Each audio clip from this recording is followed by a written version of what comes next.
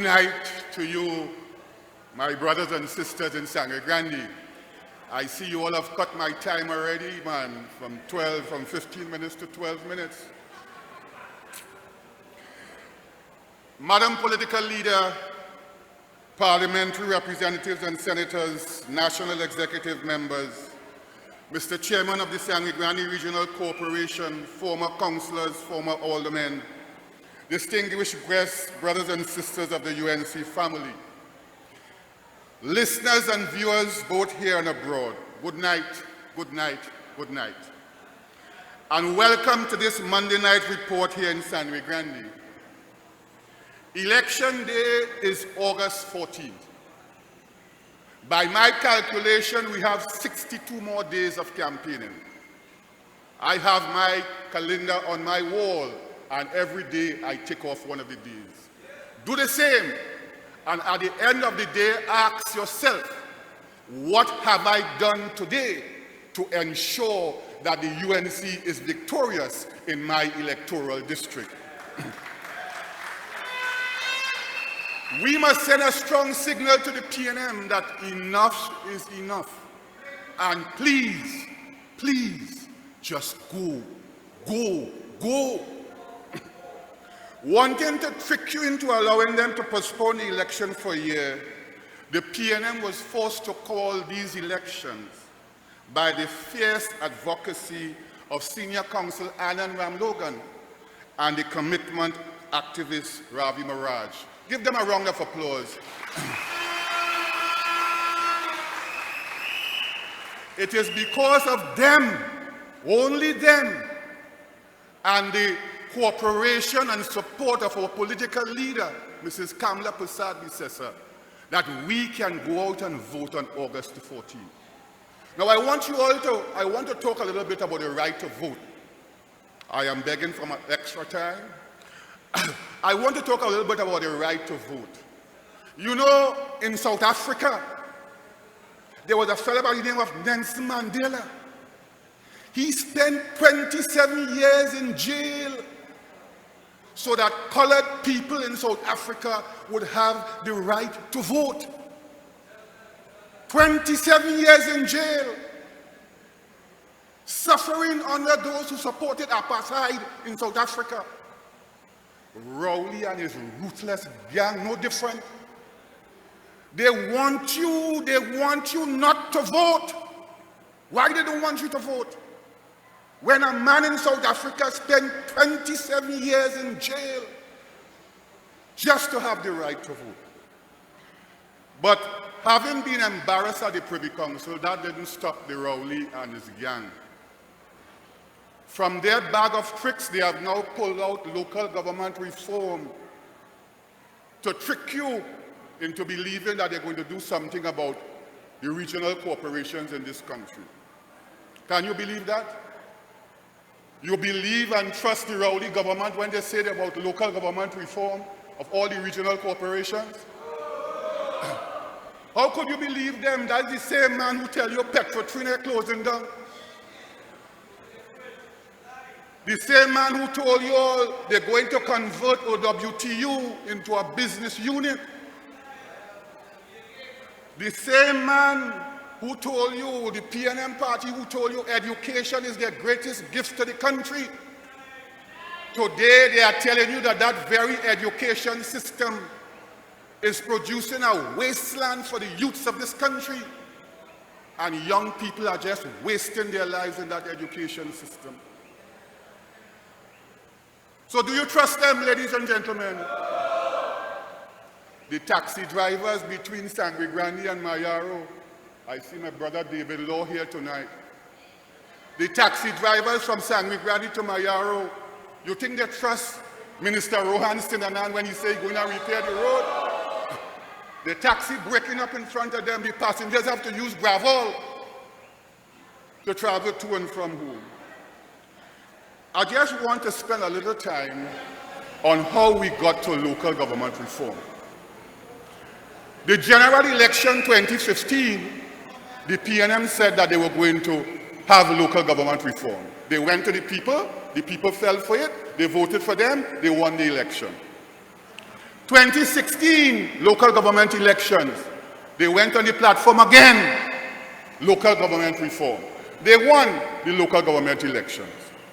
3 years later, May 2019, they introduced the bill for local government reform in the parliament. This bill was referred to a joint select committee, and our party made extensive suggestions, which are now in a minority report there. In December 2019, they came back, local government reform. Well, we washed them good and proper here in Sandy Grande. licks, Bodo, licks like rain. And we're going to beat them again this year, August 14th. We're going to beat them again, Toco in Sandy Grande Regional Corporation. July 2020, Parliament dissolves, but the work of the JSC continues. The JSC finished their work, and the bill was passed in the Parliament in July 2022. Now, understand me very well, and I want you all to follow me tonight. July 2022, they passed the bill for local government reform, Trinidad and Tobago. We now in June 2023, and the only section that they have proclaimed for action in that bill was the section to postpone elections for 1 year. If you were so interested in local government election, local government reform, what did you do from July 2022 to today? July, check with me. August, check with me. September, I ain't hearing all you. October, November, December, January 2023, February, March, April, May, June. 11 months, my God. And all you raise a stroke. And you're coming in this election to tell people that you want local government reform. And you had 11 months with the bill before you. And you're lazy and you're idling up and down the golf course, you're sleeping and you're saying nothing. And you're coming in this election to talk about local government reform. So brothers and sisters, I want to spend a little time tonight because I was most upset when I read in the newspaper what Dr. Rowley said last Saturday when he went to open some building in Diego Martin. Hear what he said. He said the government worked and created a structure into which it could put that responsibility, authority, and control to facilitate local government reform. You hear lie? The reform, he said, brings greater responsibility at the district level so that they can control the fiscal, administrative, and management arrangements. He called it a devolution of authority. You hear big words? Rubbish, stupidness, foolishness. And I will explain to you why. Now, I'm preparing to come to you to talk tonight. I said I would speak on local government reform. So I went and I Googled local government reform, and I came across the 10 pillars. They call it the 10 pillars of the government for local government reform. The first pillar, they said, was security and funding. They talk about security. In May 2019, the government said that they were going to allow the regional corporations to hire 100 municipal officers. I am told that in Sandy Grande, you all only got funding for about 2 or 3 or 4. But they're talking about security, one of the pillars of local government reform. Then they speak about funding. And, when they talk about funding, they want to slip in property tax. All you remember what Rowley had to say? He vociferously opposed corporation tax. Property tax, I beg your pardon. When he was a PNM Minister of Government in 2009. Now let us look at property tax. In property tax, there are 4 categories. residential, commercial, industrial, and agricultural. The local government reform legislation only allows the regional corporation to collect the property taxes from residential properties. And when you collect it, it doesn't go into your coffers as extra funds, you know. I hope those who are aspiring to be councillors understand what I'm saying. It doesn't go to your coffers as extra dollars, you know. It is taken away from your usual allocation that you get from the parliament. So if you are accustomed getting $220 million and you collect $2 million in property tax, the Ministry of Finance will only send you $18 million. Where's the extra funding? Where's the extra funding?